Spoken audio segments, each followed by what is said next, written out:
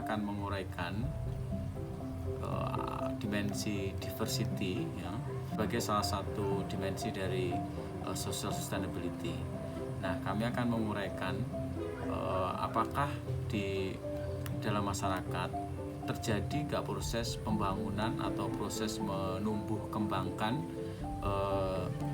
keberagaman ini di dalam masyarakat. Jadi masyarakat itu bisa sustainable apabila di dalam masyarakat tidak ada semacam penghambatan terhadap pembangunan tempat ibadah sebagai misal ya, ada toleransi di sana, kemudian ada penerimaan penghargaan kepada, nah ini selalu dibangun oleh masyarakat itu sebagai sesuatu yang membudaya di dalam masyarakat, pemerintahannya, tokoh masyarakatnya, dan lain sebagainya. Nah, jadi ini kalau kemudian di society itu terjadi proses terus-menerus untuk membangun keberagaman itu, penghargaan terhadap keberagaman itu, maka kemudian masyarakat ini dikatakan sustainable.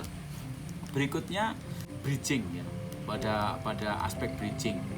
Nah, artinya di dalam masyarakat ini selain tadi membangun, ada nggak kemudian yang menjembatani proses-proses itu? Contohnya penghargaan terhadap orang-orang yang sudah berjasa kepada lingkungan, kemudian penghargaan terhadap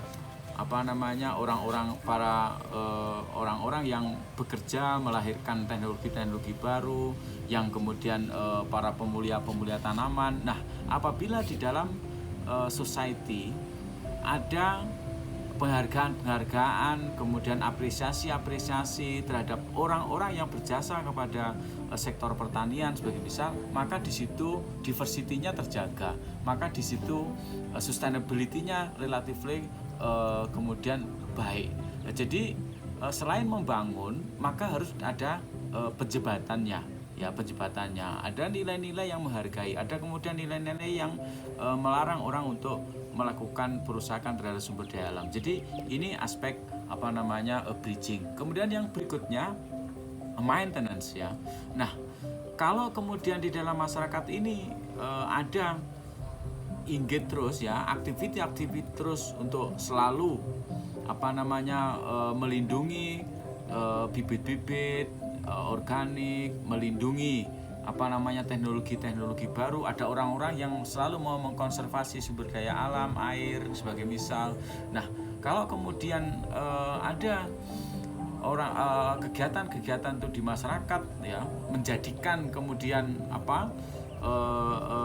beberapa tanaman-tanaman itu dijadikan sebagai ritual untuk tidak ditebang dan lain sebagainya, maka itu berarti keberagaman di masyarakat itu di maintenance. Artinya ada semacam pemeliharaan terhadap keberagaman yang kemudian dikembangkan oleh masyarakat. Nah, kalau kemudian masyarakat itu ada aktiviti yang terus membangun keberagaman, ada nilai-nilai yang kemudian menjembatani keberagaman itu, dan kemudian ada aktiviti yang kemudian terus memelihara keberagaman itu di masyarakat, dan kemudian keberagaman ini menjadi sesuatu yang tumbuh dan berkembang dan menjadi potensi masyarakat, maka kemudian dia akan bisa memoderasi social sustainability di bidang pertanian.